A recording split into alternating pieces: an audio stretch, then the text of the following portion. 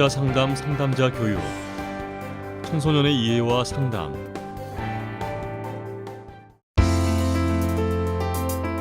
이번 시간에 살펴볼 학습 내용과 학습 목표는 다음과 같습니다.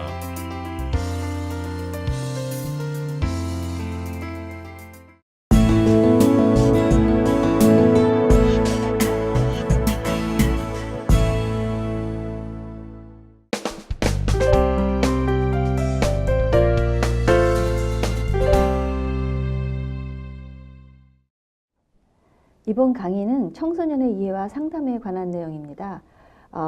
여기에는 청소년의 이해라는 것과 이제 상담이라는 두 가지 주제가 들어가 있는데요. 우선 청소년의 이해에 대해서는 발달 이론과 청소년 발달의 특성에 대해서 이야기를 하도록 하겠습니다. 그리고 상담과 관련된 부분에서는 문자 상담에 대한 어떤 이해와 그리고 문자 상담자로서 가져야 될 자질에 대해서 말씀드리도록 하겠습니다. 그러면 먼저 청소년의 이해에 대해서 시작을 하도록 하겠습니다. 우선 발달 이론입니다. 청소년 발달 이론은 크게 이제 세 가지로 나눠볼 수가 있는데요. 첫 번째는 생물학적 이론이고요. 두 번째는 사회문화적 이론, 그리고 생태학적 이론입니다. 왜 청소년을 이해하는 데 있어서 이 발달 이론부터 먼저 시작을 했는가 하면 이 발달 이론을 이해해야만 청소년들이 어떤 행동을 보이거나 어떤 태도를 보일 때 그들을 이해하기가 조금 더 쉽기 때문입니다.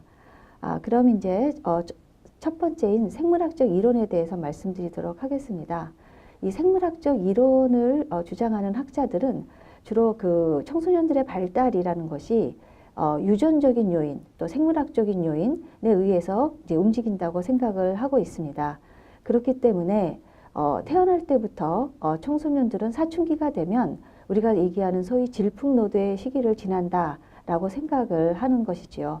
그래서 청소년들이 사춘기에 굉장히 좀 뭐랄까 까탈스러운 모습을 보이고 이해하기 아주 난해한 그런 모습을 보이는 것은 청소년들이 보일 수 있는 어떤 정상적인 어떤 모습이라는 어떤 견해가 되겠죠. 그래서 여기에 대표적인 학자는 여러분들이 많이 아시는 스탠리 홀과 같은 사람이 되겠습니다.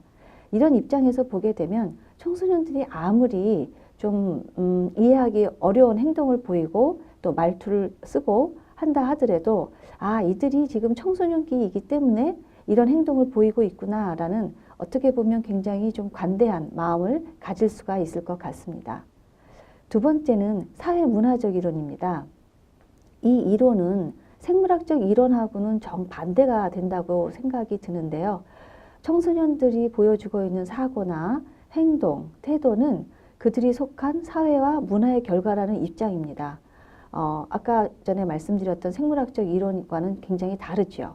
그러니까 모든 청소년들이 꼭 사춘기, 청소년기가 되면 그렇게 질풍노도의 시기를 보내는 것이 아니라 그들이 어떤 문화에 속해 있느냐, 또 어떤 사회에서 살고 있느냐에 따라서 그들의 행동은 굉장히 달라질 수 있다라는 그런 입장입니다.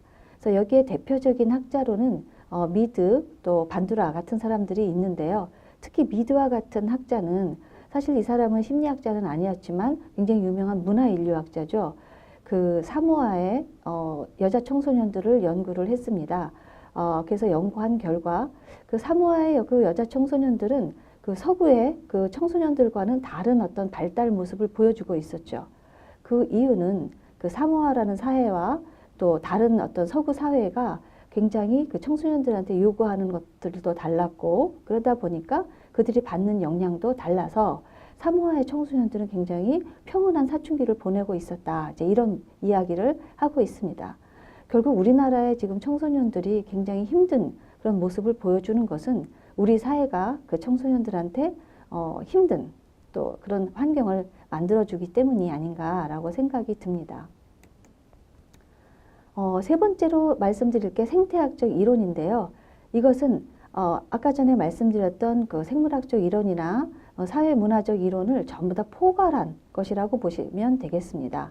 그래서 청소년의 발달이라는 것은 뭐 어느 한쪽에 치우쳐 있는 것이 아니라 유전적인 요소, 그러니까 아까 말씀드렸던 그 생물학적인 어떤 부분이라든지 가정의 역사, 사회 경제적인 수준, 문화적인 배경, 또 이것은 또 사회 문화적인 어떤 이론의 입장이겠죠.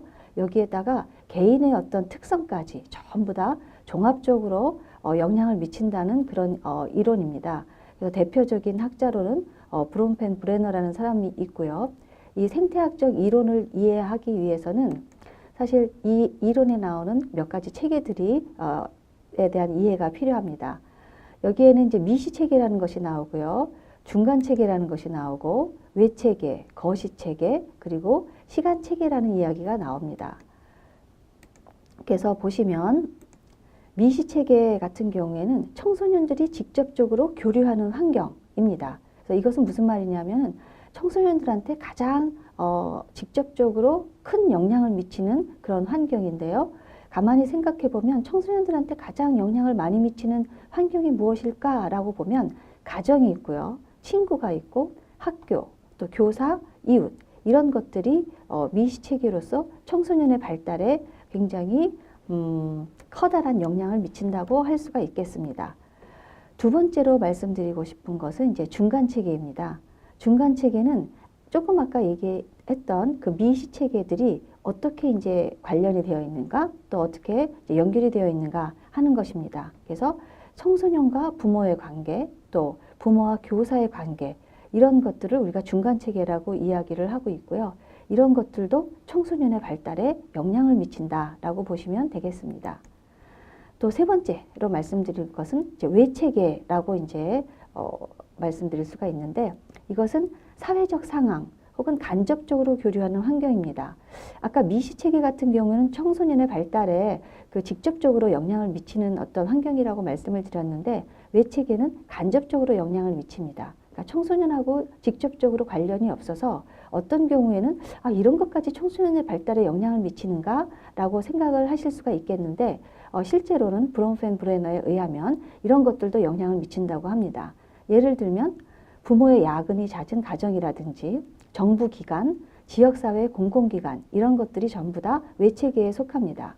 조금 더 예를 들어보면 부모의 야근이 잦은 가정이 왜 외체계가 될 수 있냐 하면 이런 경우에는 부모님들이 그 자녀가 성장하는데 아무래도 시간적인 어떤 여유가 없기 때문에 어떻게 보면 뭔가 부족한 상황들이 벌어질 수 있다는 것이죠. 또 정부기관 같은 경우에는 이 정부기관에서 어떤 청소년 정책을 펴나가느냐에 따라서 청소년의 발달에 커다란 영향을 미칠 수가 있겠습니다. 예를 들어서 청소년들을 굉장히 중요하게 생각하고 이들에 대한 어떤 정책을 많이 마련하는 어떤 사회에서는 청소년을 위한 어떤 시설도 많이 만들 수가 있고요. 청소년을 위한 어떤 지원 체계들도 활발하게 움직일 수가 있겠습니다. 그런 환경에서는 청소년들이 정상적으로, 이렇게 정상이라는 말이 굉장히 좀 애매하긴 하지만 잘 균형 있는 발달을 하는데 도움이 많이 될 것이고요. 어떤 사회에서는 청소년보다는 어떤 다른 집단에 대한 어떤 관심이 더 많을 수가 있고 그러다 보면 청소년에 대한 지원이 굉장히 적어질 수밖에 없습니다. 이런 상황에서는 청소년의 발달이 제대로 이루어지기가 어렵다고도 볼 수 있겠죠. 그렇기 때문에 뭐 부모님이라든지 아니면은 친구라든지 이렇게 청소년들한테 직접적으로 영향을 미치지는 않지만 이렇게 청소년을 둘러싼 그 환경 중에는 좀 멀기는 하지만 그 청소년의 발달에 이렇게 영향을 미치는, 간접적으로 영향을 미치는 그런 환경도 있다는 것입니다. 또 네 번째로 말씀드리고 싶은 것은 거시체계입니다. 이 거시체계는 개인이 현재 살고 있는 문화적인 환경인데요. 이것은 세대 간에 지속되는 어떤 행동 유형이라든지 신념, 관습, 그러니까 각각의 그 사회나 문화권에서는 그 문화권의 사회에 독특한 어떤 내용들이 있을 겁니다. 이것들이 청소년 발달에 또 영향을 미친다는 것이죠. 그리고 다섯 번째 마지막으로 말씀드리고 싶은 것이 시간체계입니다. 이 시간체계는 이렇게 시간이 지나면서 일어나는 어떤 변화, 또 그 변화 속에서 사회의 어떤 그 구성, 뭐 또 역사적인 어떤 환경 이런 것들이 전부 다 이제 여기에 포함이 될 수가 있는데요. 똑같은 청소년기를 보낸다 하더라도 그 청소년기를 보낸 그 시간대가 어느 때이냐에 따라서 청소년의 발달에는 굉장히 큰 영향을 미칠 수가 있겠다는 겁니다. 그래서 우리나라를 예를 들면 IMF 시대에 청소년기를 보냈던 청소년들하고 그리고 지금 현재 굉장히 IMF 그 시대보다는 풍요로운 환경에서 자라고 있는 또 이 인터넷이라는 것이 굉장히 발달이 돼서 그 이전 세대는 인터넷이라는 것을 알지 못했던 그런 환경에서 자랐던 그런 시대의 청소년기를 보냈던 시대의 사람들하고는 지금의 청소년은 굉장히 다른 영향을 받으면서 살 수밖에 없다라는 이제 말씀입니다. 이렇게 보게 되면 이 생태학적 이론이라는 것은 굉장히 그 청소년 발달에 있어서 굉장히 종합적인 무엇인가를 이야기해 주는 것이 아닌가라는 생각이 듭니다. 이 그림은 그 브롬펜 브레너가 그가 쓴 책에서 제시한 어떤 굉장히 유명한 그림인데요. 아마 여러분들이 한 번쯤은 보셨을 거라고 생각이 듭니다. 그래서 그 자신이 얘기했던 미시체계, 중간체계, 외체계, 거시체계, 이 시간체계를 전부 다 잘 표시를 하고 있습니다. 그래서 가운데 보시면 이제 개인이라는 부분이 있죠. 그래서 이 개인 유기체의 특성도 여기에 영향을 미친다라는 것이 이제 이 이론의 특징일 수 있습니다. 여기 보시면 미시체계, 중간체계, 외체계, 거시체계, 이 시간체계 이렇게 다 나와 있지만 다른 이론에서도 이런 내용들은 많이 나오지만 이 개인 체계와 이런 체계들이 서로 상호작용을 한다. 이제 이런 내용들은 이제 브롬펜 브레너의 이론이 가지고 있는 어떤 종합적인 측면이라고 이야기를 할 수가 있겠습니다.